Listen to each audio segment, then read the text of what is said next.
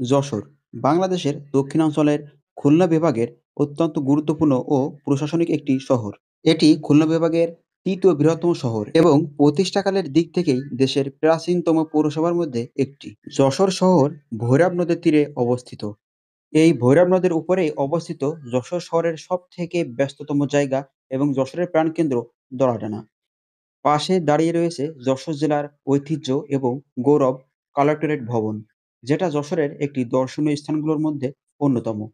Collectorate ভবন এবং ভৈরবপাড়ায় রয়েছে অত্যন্ত সুন্দর দৃষ্টিনন্দন একটি পার্ক। নদটির নাম ভৈরব, যার অর্থ ভয়াবহ।